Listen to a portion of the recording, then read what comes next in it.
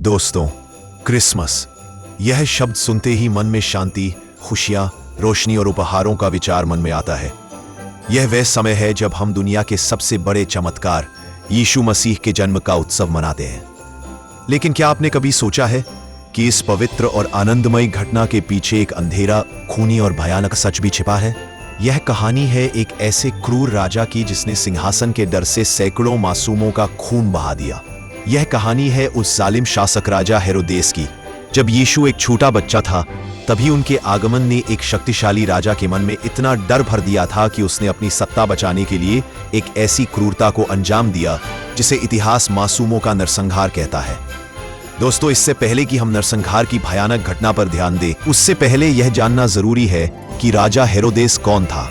हेरोदेस वह था जिसे हेरोदेस महान या अंग्रेजी में हेरोड द ग्रेट भी कहा जाता है, जो यहूदिया का एक रोमी नियुक्त राजा था। वह एक महत्वाकांक्षी, कुशल निर्माता जिसने यरूशलेम के भव्य मंदिर का विस्तार करवाया था और साथ ही एक बेहद असुरक्षित और पैरानॉइड शासक था।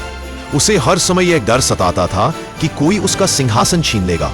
उसने अपनी सत्ता को सुरक्षित रखने के लिए अपने ही परिवार के कई सदस्यों, यहां तक कि अपनी प्रिय पत्नी और बेटों की हत्या करवा दी थी। दोस्तों, बाइबल में मत्ती रचित सुसमाचार अध्याय 2 में इस खूनी घटना की शुरुआत होती है। जब यीशु का जन्म बेथलहम में हुआ, तो पूरब से कुछ ज्ञानी पुरुष, जिन्हें अक्सर मागी कहा जाता है, यरूशलेम पहुंचे। उन्होंने राजा हेरोदेस से पूछा, यहूदियों का वह राजा जिसका जन्म हुआ है, वह कहाँ है? हमने पूरब में उसका तारा देखा था और हम उसे दंडवत करने आए हैं। दोस्तों, बस यही वह प्रश्न था जिसने हेरोदेस के मन में आग लगा दी। एक नया राजा पैदा हुआ है। हेरोदेस का कलेजा कांप गया। उसके मन में तत्काल यह विचार आया कि यह बच्चा बड़ा होकर उसका सिंहासन छीन लेगा।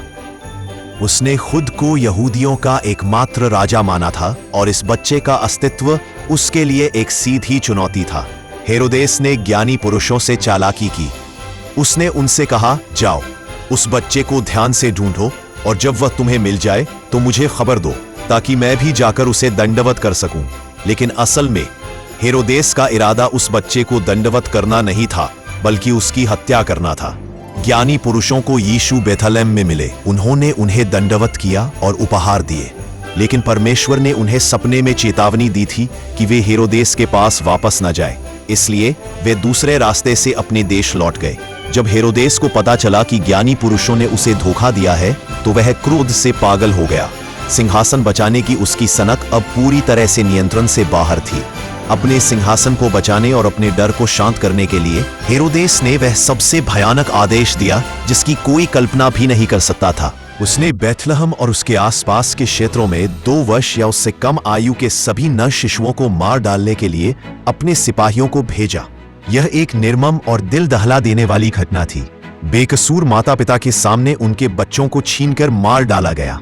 बाइबल बताती है कि उस समय बेथलहम में विलाप और घोर शोक व्याप्त था, क्योंकि माताएं अपने बच्चों के लिए रो रही थीं और उन्हें सांत्वना नहीं मिल रही थी। यह नरसंहार राजा हेरोदेस की क्रूरता, सत्ता के लालच और सिंहासन के प्रति उसकी असुरक्षा का सबसे भयानक उदाहरण है। दोस्तों, परमेश्वर की योजना से यीशु के पिता यूसुफ को भी सपने में चेतावनी मिली और वे मरियम और शिशु यीशु को लेकर मिस्र भाग गए, जहां वे हेरोदेस की मृत्यु तक सुरक्षित रहे। इस तरह हेरोदेस की खूनी साजिश नाकाम हो गई। दोस्तों, ये थी हेरोदेस की खूनी सच की कहानी। यीशु का जन्म केवल एक मीठी और कोमल कहानी नहीं है, बल्कि यह अंधेरे पर रोशनी और बुराई पर अच्छाई की जीत की कहानी है। राजा हेरोदेस का डर और क्रूरता यह साबित करती है कि यीशु का आगमन कितना महत्वपूर्ण था। एक नन्हा शिशु जिसने केवल अपनी उपस्थिति से एक शक्तिशाली राजा को हिलाकर रख दिया। आज जब हम क्रिसमस मनाते हैं, तो हमें उस मसीह राजा को याद करना चाहिए जिसे हेरोदेस मार नहीं सका। हमें यह भी याद रखना चाहिए कि हमारे सच्चे राजा यीशु का सिंहासन प्रेम और बलिदान पर टिका होता है, जबकि झूठे राजा हेरोदेस का सिंहासन डर और खून पर। आइए हम इस सच्चाई को समझें और यीशु के आगमन के वास्तविक अर्थ, आशा, शांति और निस्वार्थ प्रेम को अपने जीवन में अपनाएं। प्रभु आप सभी को आने वाले बड़े दिन पर बहुत आयत का आशीष प्रदान करें।